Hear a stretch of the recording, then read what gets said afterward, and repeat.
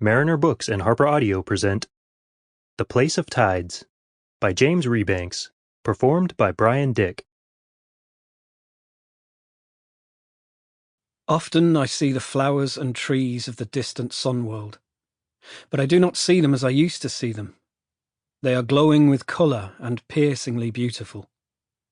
Their most secret meaning lies in their growth and their colour, but the people who live under the sun seem distant and small to me.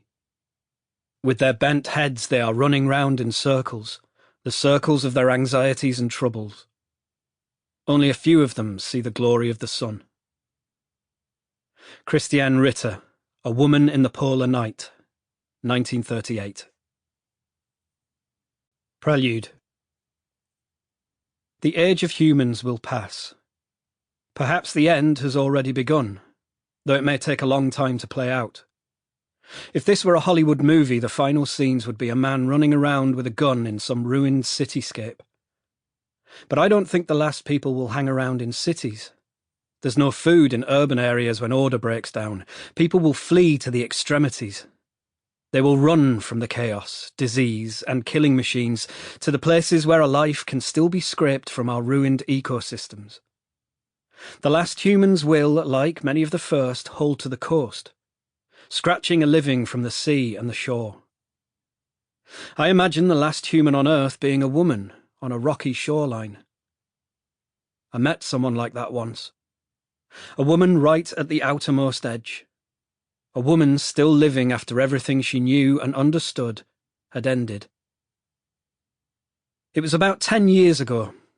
I journeyed out to an island off the coast of Norway. It took 2 days of flights, trains and boats to get there, and a lot of waiting around in terminals. With every transfer, the gates required longer walks from the heart of the airport, and the planes got smaller. The last flight was on a twin-propeller plane. The air stewardess had to squeeze sideways past rows of oil rig workers with puffy Arctic coats. It was May, but on the bleak coastline below it looked like the snow had just melted.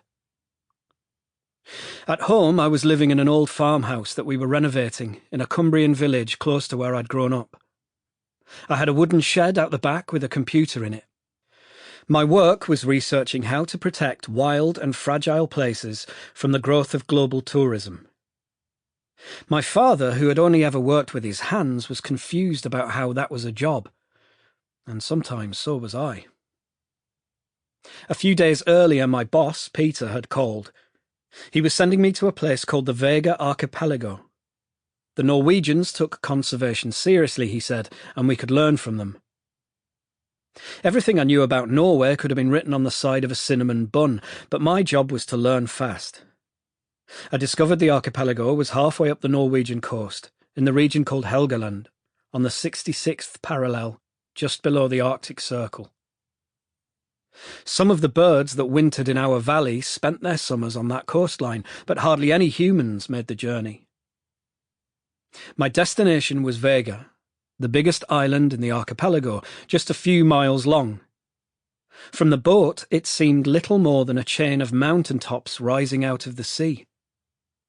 As we got closer, I could see there were farms and clusters of houses scattered between patches of wilderness. 2 cars were waiting for passengers, and a man stood by one of them.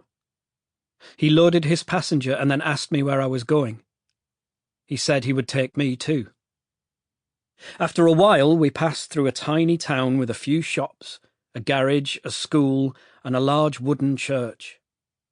A mile or 2 down the road, I was dropped off in a little fishing village by an old fisherman's shack, where I would stay. I spent 2 days in a dull office building watching presentations by the tourism board. I scribbled down stats and asked the questions I was supposed to ask. But I found myself fascinated by the remotest islands and a strange tradition that seemed to keep people going out to them. Most of the slides from these islands showed images of women.